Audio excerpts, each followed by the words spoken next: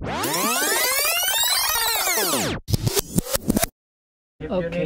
so we are still in Ottawa, which is a west part ng Ottawa. So we are planning to ride a boat going to 1000 Island. So come on guys, let's go.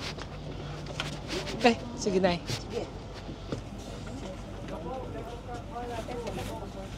So yan yung boat natin guys. We are heading to 1000 Island.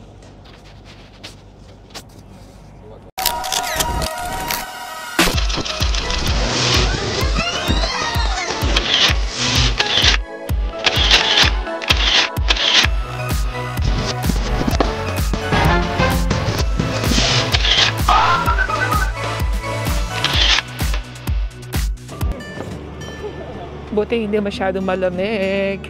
Mamaya. So, eto na nga guys. Before heading to the boat, we have to relieve ourselves. Going to toilet.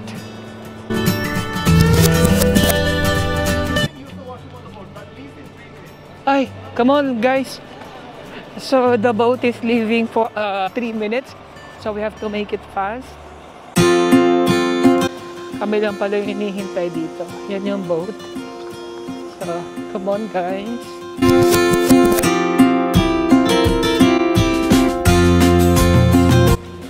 Come on, let's go. Babalik naman tayo dito na.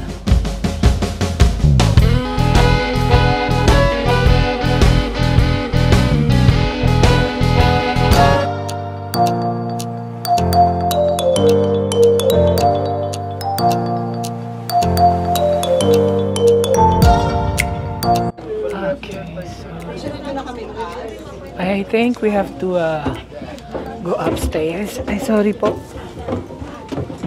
Mas maganda yata sa taas.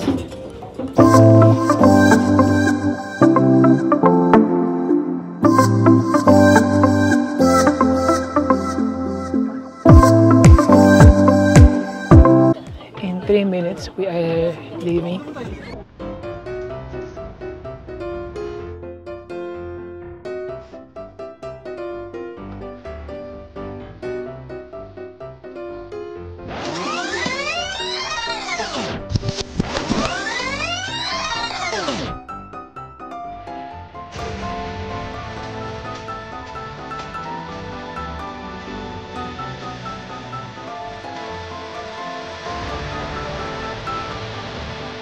So guys, ito yung basement 2 ng boat.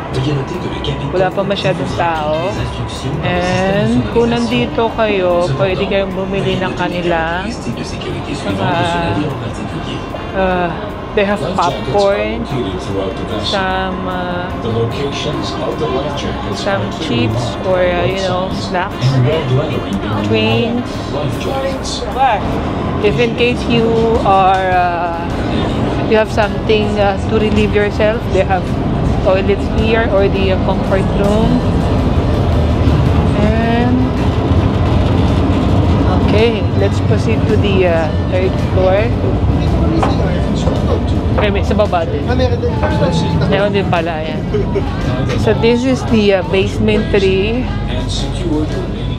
And walang masyadong tao guys.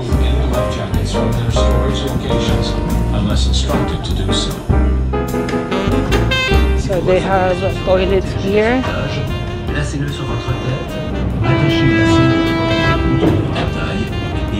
Okay, so let's proceed upstairs. So ito naman, kita mo talaga yung view. Ito madami yung tumatambay. In the event of ship abandonment, this vessel is equipped with inflatable rafts and platforms. This equipment is located in the large white canisters on the open-top decks. If instructed, all passengers are to report to the muster stations located at the rear of the bottom deck for life raft boarding. So dito guys, makikita natin yung boundaries or between US and the Canada.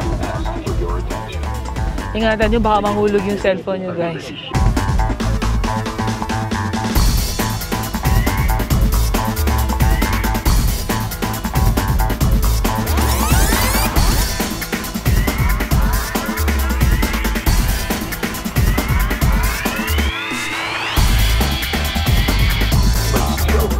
So you would see there are a lot of islands there.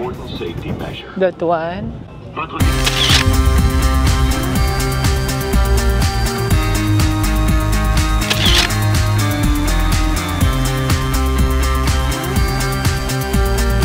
Ang daming isla.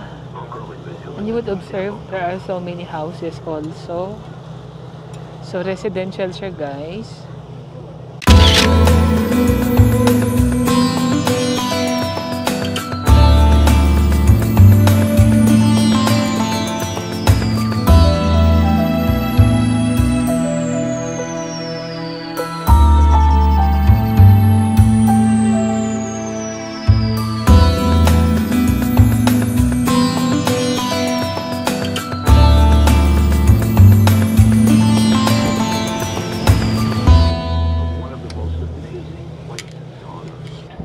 Others are so small that they're not even known as islands, but as islets or shoals. To be considered an island, it must sustain 2 trees and have at least 2 square meters of ground cover. So yun nga, kung mapapansin natin, guys, those are islands. May mga bahay, may residential siya. Tapos to be considered as island daw, kailangan at least may mga trees daw. Ayan o. You would see na talagang may mga maliliit tapos may mga malalaki. So this island's composed of 1,804 islands. Known as the Frontenac Axis, a narrow bridge of hard Precambrian rock connecting the Canadian Shield with New York's Adirondack Mountains. Oh, sounds interesting, right? That bridge connects to United States of America and Canada. To our right, that's Georgina Island, one of the more than 20 islands scattered up and down the St. Lawrence River that make up Canada's Thousand Islands National Park. Almost all the park islands offer docking, picnic, and limited camping facilities. So that one is Georgina Island, the biggest one, which is madami daw nagpipiknik dyan. And yun ang pinakamalaking island dito sa lahat ng island na to. The St. Lawrence River is part of a thriving and amazingly diverse environment.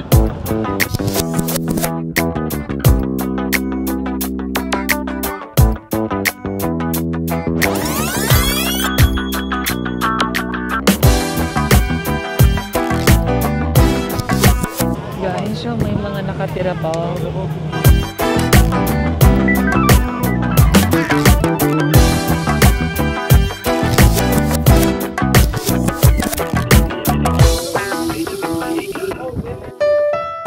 Dami yung mga isla na yan. It's an American house. Some parts of the islands belongs to United States of America and other parts belongs to Canada. Yung mga isla na yan, may mga maliit, may mga malalaki. To be considered as island, dapat daw at least may 2 puno na tumutubo sa island na yun. And these islands, guys, may mga nakikita silang mga different types of animals.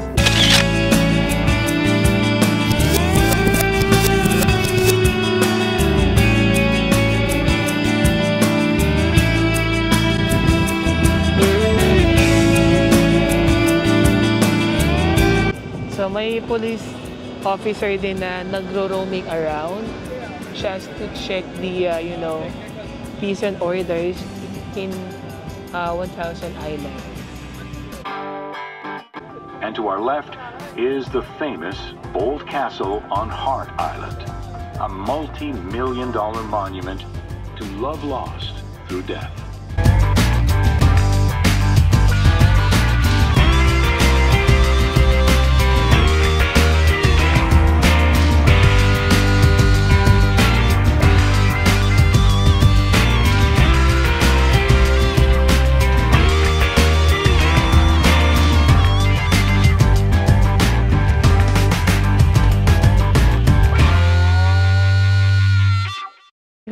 mga retired na yung mga nakatira dyan, no? Yung mga small island na yan.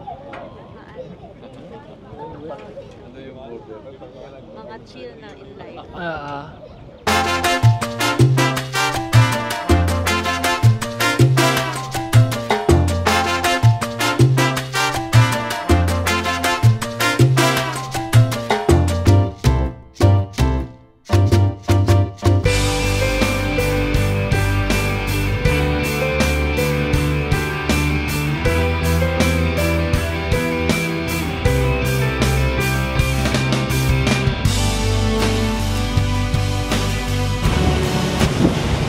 Guys, ang sarap ng feeling.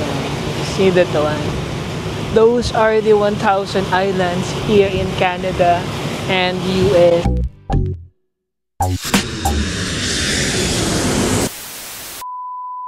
A few moments later. Good evening, guys. Kararating lang natin. Galing ng Ontario. Kaka-check-in lang natin. It's a Sunday in the evening here in Toronto. Nasa Toronto na tayo.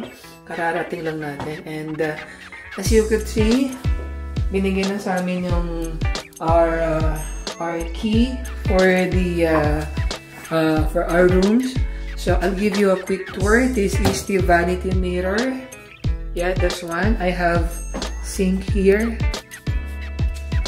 This is the toilet or the shower or the toilet and bath. The shower enclosure, guys.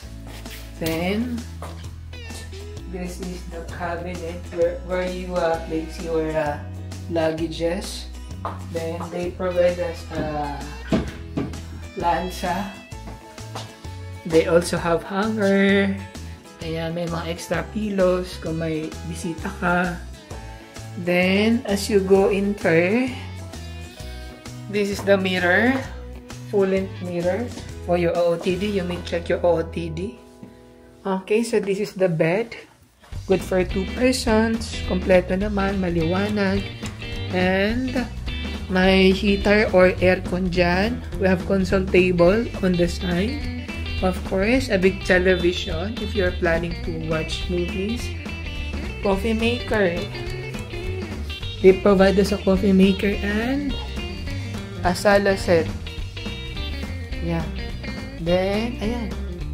That's it. A painting. So, maganda naman. Ang importante, malinis, mabango, and livable. So, it's good thing na laging maganda yung mga binibigay sa atin. So, yun na nga. We are planning to wake up early because the buffet breakfast will be start at 6 in the morning. Then at 7:30 we will be heading to Niagara Falls, which is here in Toronto. And after 1 hour and 50 minutes we will be proceeding, or we will be crossing the border between US and Canada. Then our first stop in US or United States is the Philadelphia, which is the former capital city of United States. So, see you there, guys. Okay, so bye!